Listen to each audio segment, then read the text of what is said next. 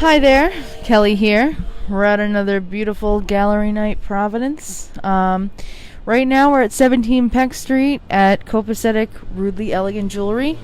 We're gonna go inside now. We're gonna talk to the man himself, Don. He's gonna take us around.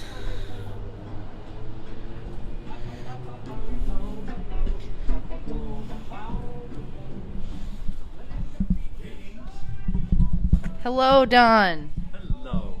Hello. Welcome to Copacetic. So there's about 100 artists here, and about 20, 25 are local people. And I do repairs of all types, and I just try to get things that are unique. I've been open for 35 years. I was 23 years. I was in the arcade when it used to be 3 floors of shops. And then it closed down for renovations, and I came over here. So I've been over here for 12 years. And I just try to get anything that's unique. I like unique clocks and unique jewelry, whatever I can find that's a little out of the ordinary.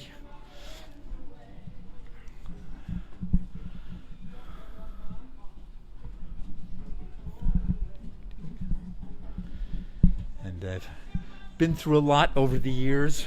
I was just thinking today how in 2006 I came into the arcade and my whole store was gone. Somebody had robbed it over the weekend, and they had been in there all weekend and disconnected the alarms and took everything. So I started over again then.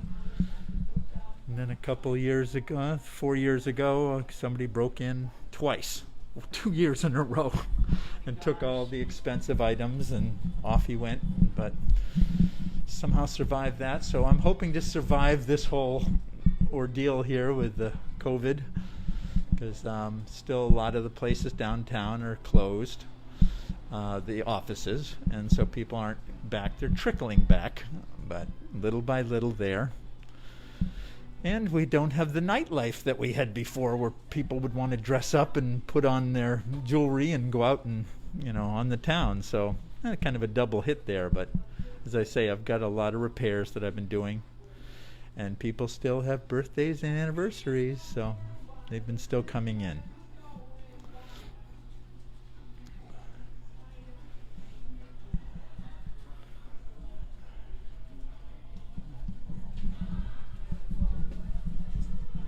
Grab this. I thought we'd see some pieces that are a little more close up.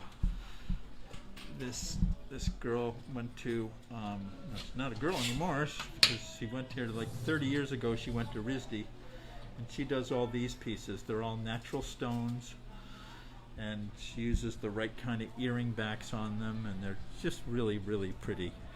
And I like how she puts a card with it that says, when you get it as a gift, it not only tells you, what the stones are, but also what they mean, because that's a nice touch. And they're all adjustable. As I say, they're all natural stones, so they're really, really, really pretty. Really pretty pieces. One of my favorites.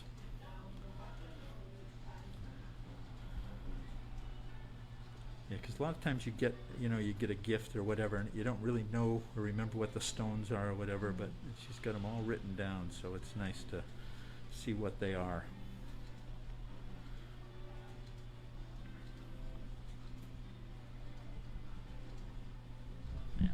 And what's her name? Her name, she goes by Kristen. Now she's out in Oregon. Wow. So she made a kind of a leap to the other shore. And then I have some favorite rings that I have that are by Cabana that are really, really beautiful. They make really incredible things, whether they're doing it in gold or silver.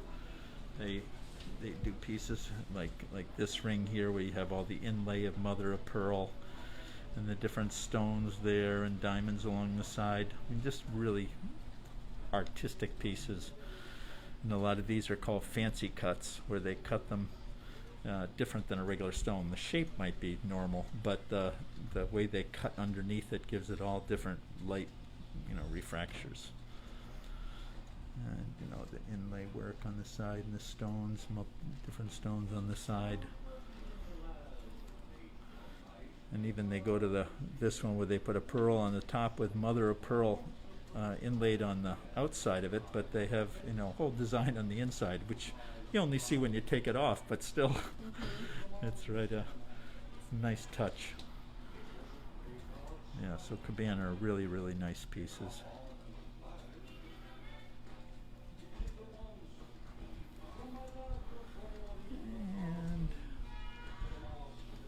And I have, where did I put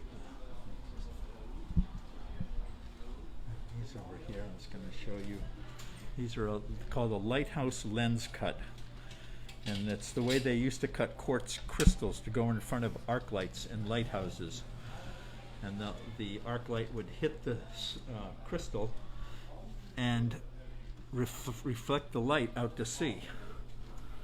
And so that's the shape of that does it. It's these people here. It's called the lighthouse lens cut. The lighthouse. And that's the way that it used to be cut. There used to be a giant one, and the arc light would hit it, and it would turn and send the light out to sea from the lighthouse. So cool. And it's just a very different cut, you know. It's not something that you normally would see. And of course, that's why I like it, because they're out of the ordinary. Yeah. Yeah.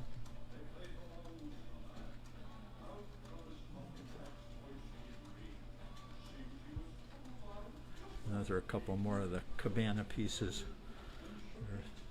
They really love to do inlay work, and that's why you see these are called milk opals, where they're kind of a milky background with fire in them. And then this is a water opal, where the usually from Australia, and they have a clear with the colors in it.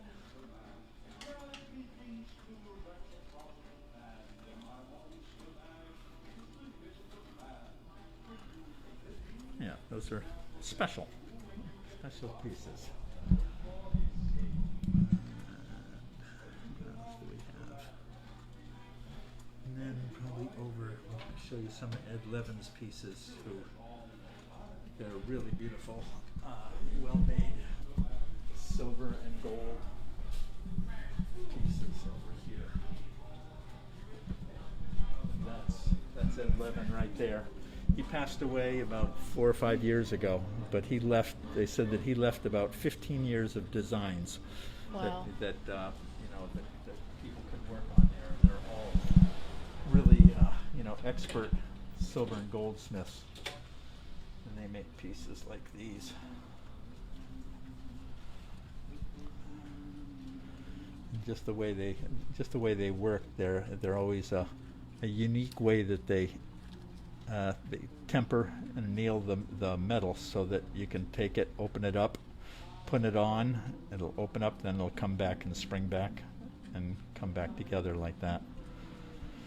He's got a whole technique down of how to work with the metals. I think that's his real expertise, is not only his designs but the way that he heats and cools the metals down so that they can be springy and come back to their shape. And they don't have to have catches on them. They can just open up, put your wrist through it, it springs back around your hand. Yep.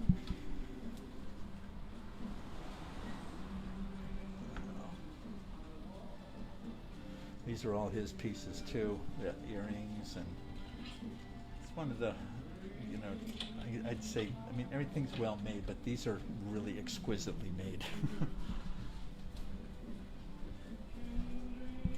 And then even these are laser cut. They use a laser to cut the steel, and those are actually steel earrings that they inlay and do different things with.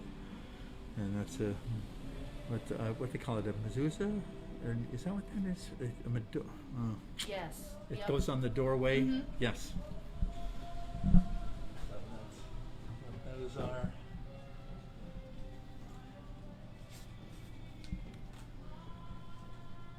And unique. I think that's what people, when they come in, they go, gosh, it's such a mix of things that are here. And I think that's how I've been able to exist over the years, that you don't have to just come in and buy a, inlaid opal ring in gold. You can get, very, affordable rings, but unique, and earrings that are different and unique. And that's what people like to get as gifts, not just necessarily a Zales piece, but pretty much. These are interesting. What is it? Computer pieces? Yeah, somebody made them with the computer in it and set it in there as a ring. So, the perfect nerd gift, right? Why is this one called a poison ring? Because it actually opens up. I think I've got one of them there that opens, but they actually split where the stone I is. see. It opens up and there's a little compartment down in there. So I guess you could keep whatever you wanted down in there. Oh, wow. And you got to have a pair of dinosaur earrings. I mean, Tyrannosaurus Rex earrings. An octopus. I really love those. Those are really well made by an individual artist that I met in Boston. And those are all octopi.